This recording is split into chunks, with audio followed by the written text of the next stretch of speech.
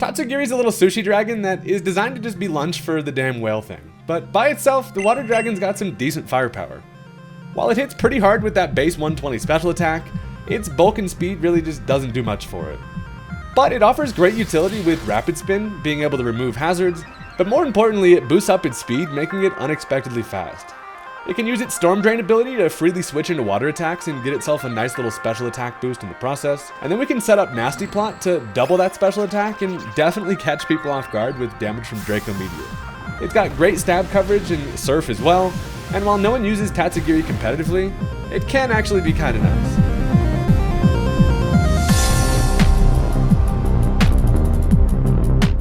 I like to think that Tatsugiri's gotta be one of the most delicious Pokemon, and also, it's just a little guy, which is fun.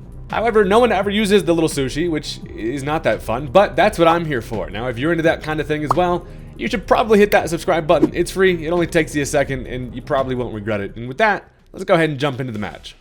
Alright, so my opponent is actually going to end up leading off with the little jelly. They start off with the Ditto, which is kind of fine, as I'm going to lead Mamoswine, of course.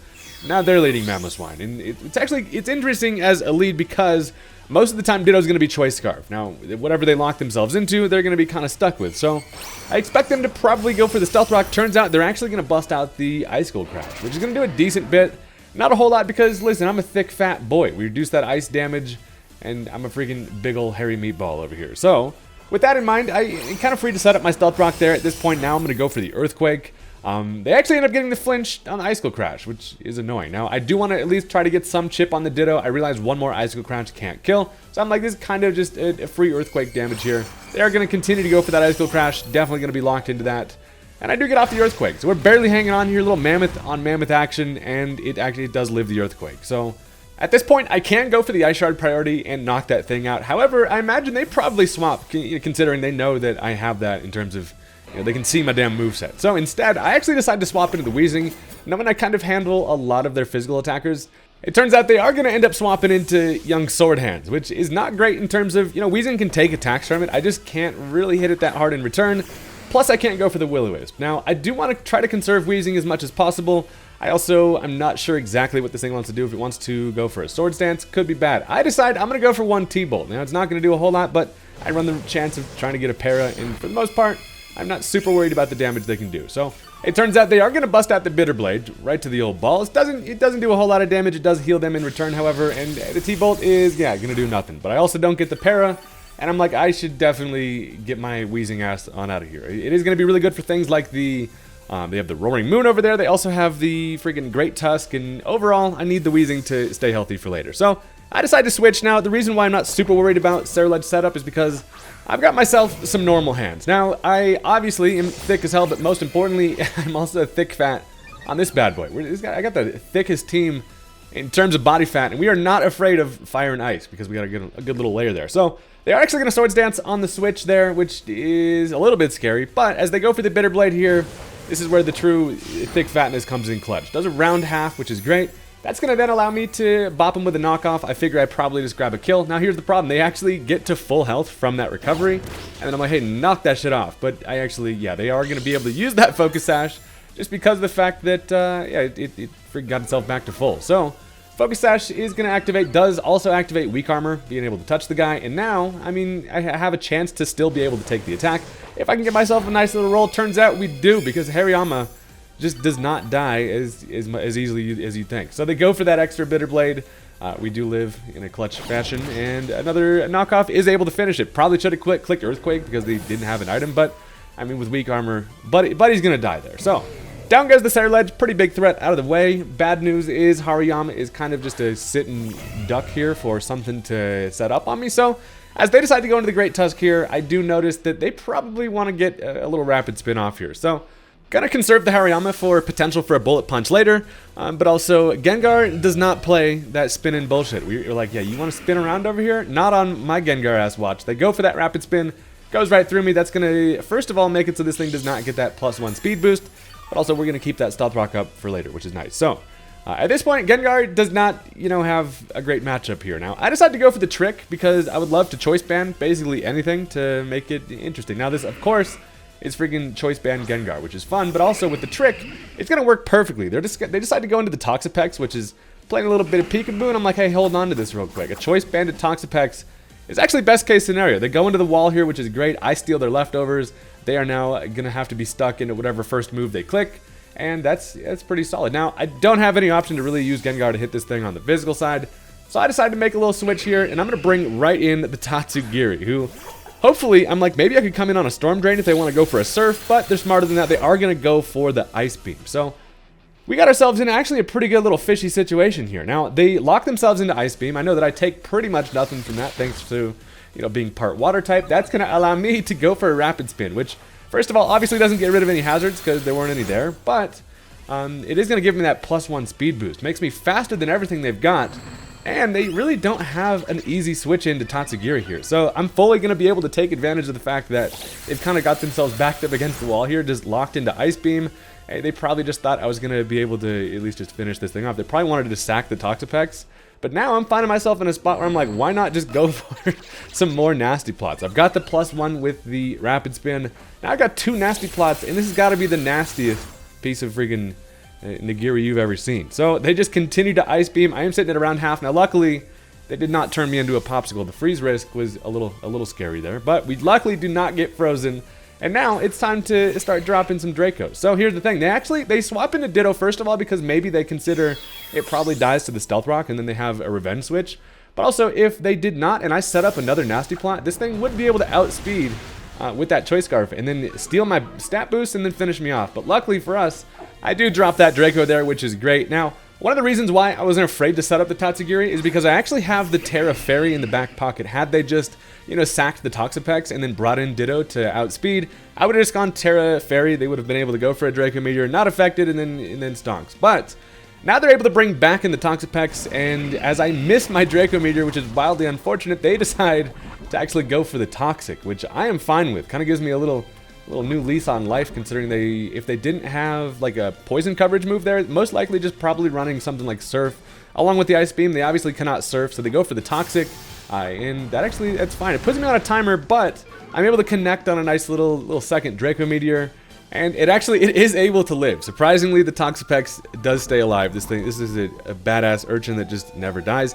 Now, I do still have one more poison hit left in me, which is fantastic. Also, I believe I'm sitting at about neutral special attack. So I decided to go for the Surf here. I know it's probably in range to kill, and that's going to allow me to still have one more big Draco Meteor to poke some holes. That's what little Tatsugiri does, man. He's able to not set up for a long time, but he's set up for a good time, baby. Now, I do live the toxic damage with 2 HP, which is absolutely amazing. And now, as they go into Garchomp, I'm considering they might have the defensive Terra here, but I'm like, you know what? I'm here to drop meteors anyway. You know, I go for that Draco Meteor, and they are not going to go for the Terra. So luckily, with that Rapid Spin, we are going to be faster, and a Draco Meteor is enough to knock it out. And down goes the Garchomp, which was a huge threat, out of the way. So good news is Tatsugiri is a damn monster. Bad news is the Toxic is going to finally take care of me.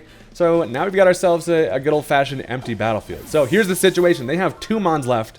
They're working with they've got the Roaring Moon and they've got the Great Tusk, which are both extremely scary, and I am definitely not out of the woods yet. So, first of all, I decided to go into Mamoswine, mostly just because I know there's no Stealth Rock up. I can come in for free, and a Priority Ice Shard is great against either of those fellas. So, Mamoswine, kind of the easy answer here. I am going to go for that Ice Shard just to get as much chip as I can on the Tusk here. Now, they are going to end up busting out a Terra of their own, which is not great news because this is becoming quite a big threat here in the back. So, they're going to go for the Poison Terra, makes it obviously able to take an Ice Shard, basically no problem.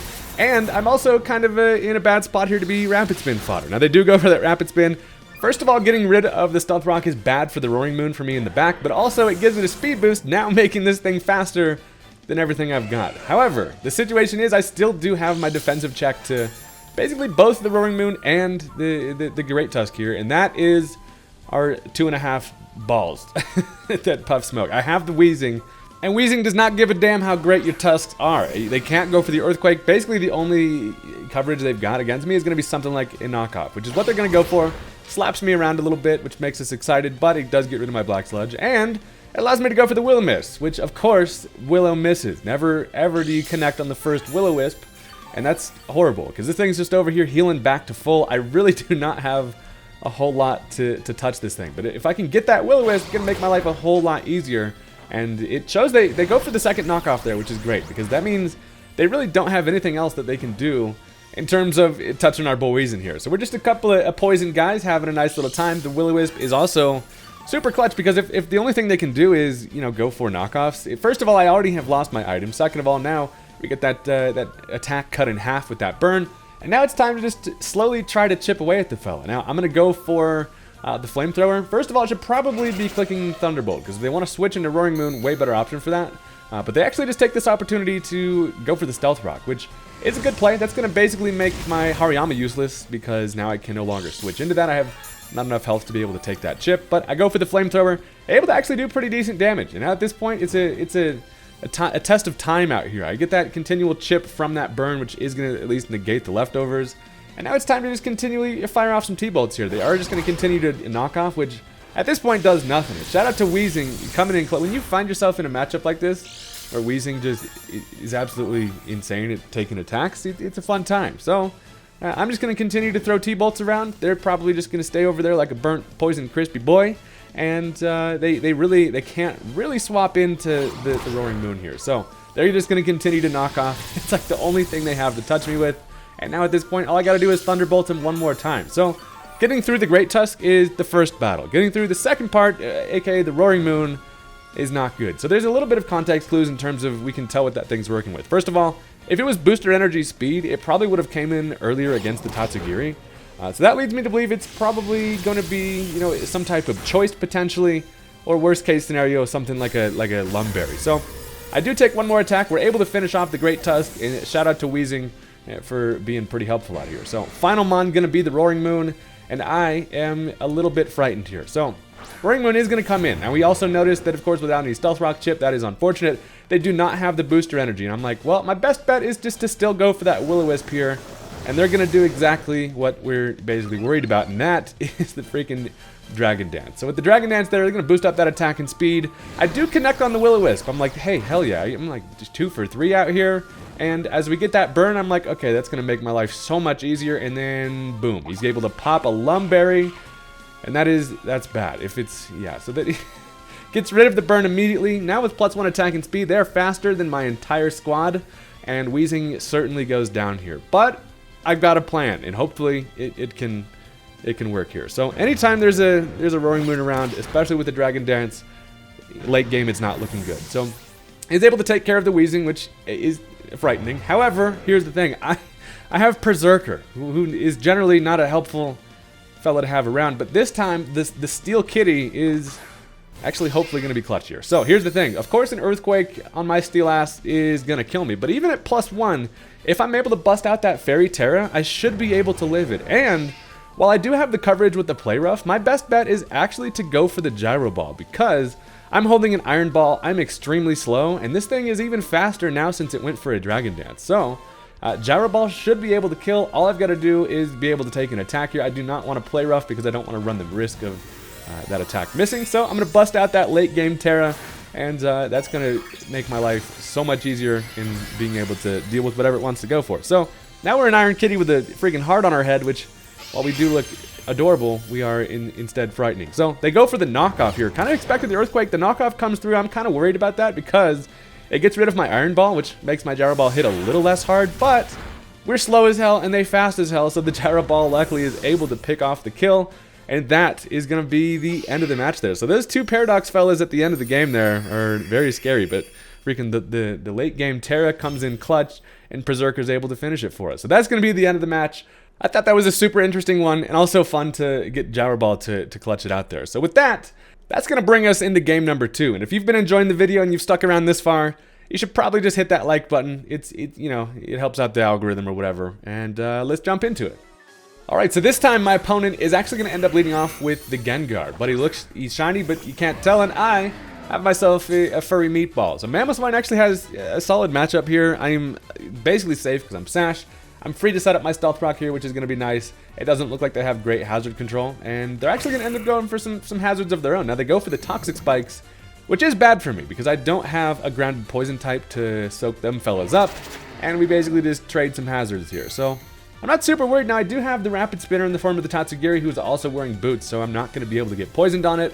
and that's kind of the plan for later. So at this point, I'm just going to go for the Earthquake. I want to try to get some damage on the guy. It's more than likely going to be Focus Sash, but at least I can get rid of that.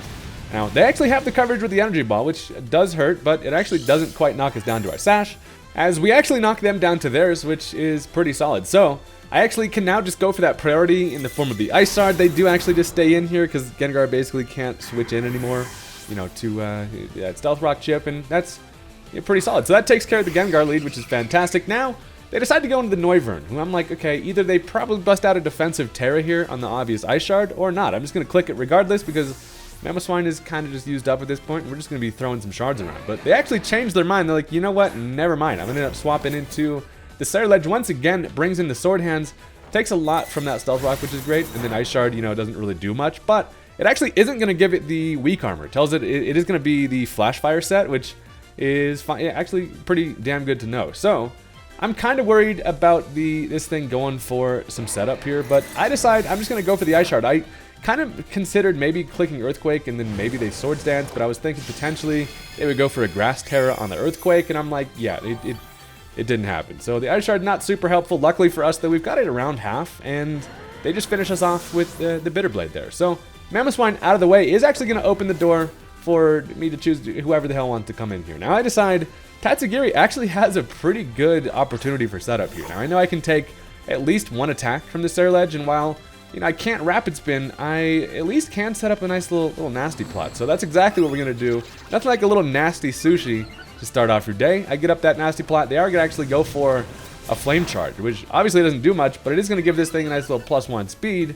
And now it is going to be faster than us. But you can't. It doesn't have a whole lot of coverage that it can hit me with, which is great because as they go for the Iron Head, now if there's one thing Tatsugiri doesn't do well, it's take physical attacks, and even the crit's going to bring us down to about half. They probably try for the flinch chance there. But luckily we don't, and I do get the Surf off, which takes care of young Swordy, young Sharp Boy. So at this point, they're going to bring in the Noivern once again. So this thing's sitting at about half, which is pretty solid. And I'm like, you know what? I'm going to bust out the Terra Fairy. If they want to go for any type of dragon coverage of their own, I'm going to be obviously able to then negate that, set up myself a nice little free Rapid Spin, which then will make me faster than Noivern, and hell yeah, we're going full Fairy Fish. I bust out that Terra, and I'm hoping that they don't click the Boom Burst, most importantly. But they actually are going to go for the Defog instead, so that's going to get rid of the rocks on their side. Also, importantly, it does get rid of the Poison Spikes on our end, so I'm pretty fine with that, and also because I'm able to get that Rapid Spin off, which is perfect. Now I go for that Terra Fairy basically for no reason, but it was a nice little safety net there, but after that Rapid Spin, we are now faster, and I can actually just finish this thing off with a Surf. Now, I got to be conservative with the Draco Meteors, just because, you do get the drops, and I don't want to lose my Nasty Plots right away. But they actually end up going into the Grimmsnarl here. The Surf is able to cleanly just knock the fella out with his buff ass, but also, they probably expected I went for that Draco Meteor, yeah, the Surf play there is clutch, because with Grimmsnarl out of the way, they don't have any access to screens now, and now Tatsugiri looks a whole lot better with offensively. So on the empty switch, they decide to bring in the Umbreon. Now I'm just gonna drop a Draco Meteor right away, thinking maybe I grab myself a kill, but yeah, this thing is way too damn specially defensive, and that is not super ideal. So they actually end up going for the Calm Mind. So they're gonna bring themselves to +1 special defense. Obviously I do get the drop that comes with the Draco Meteor, and after some leftovers, I'm like, I probably am able to just grab a kill, definitely with the Draco Meteor, but if I want to have enough special attack left to do a little sweepy sweeparoo, I'm going to go for the Surf instead, thinking maybe that kills. It does not. It literally lives with 5 HP, which is incredibly annoying because that's what Umbreon does. This thing is just annoying and lives special attacks. So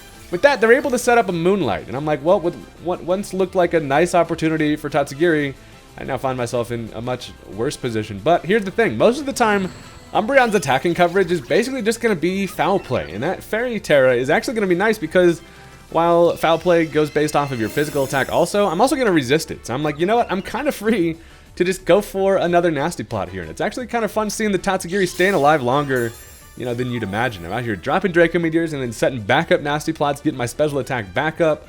But the biggest thing is just with that Rapid Spin, we're still just faster than everything. So I realized that, again, if they haven't attacked yet, I'm pretty sure it's just going to be Foul Play. I can set up another Nasty Plot, which is amazing. They do go for that Foul Play, and it just does probably far less than they expected. So I take that no problem because we're some thick and juicy sushi out here.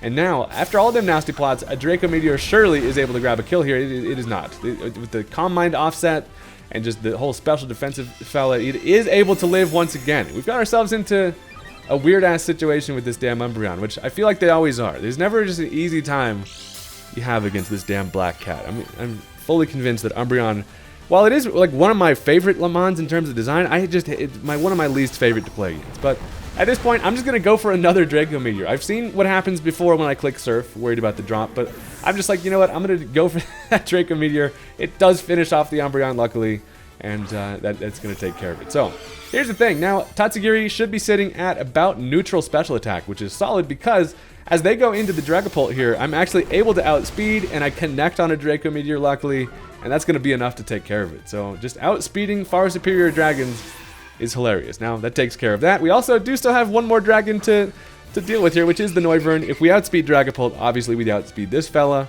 and all I gotta do is connect on a Draco Meteor, and they're just gonna run. So Buddy fully saw the wrath of the little sushi dragon today, and that is kind of fun. So, that's gonna be the end of the match. Thank you guys very much for watching. For real, I do appreciate all the support, and I'll catch you next time. Peace out.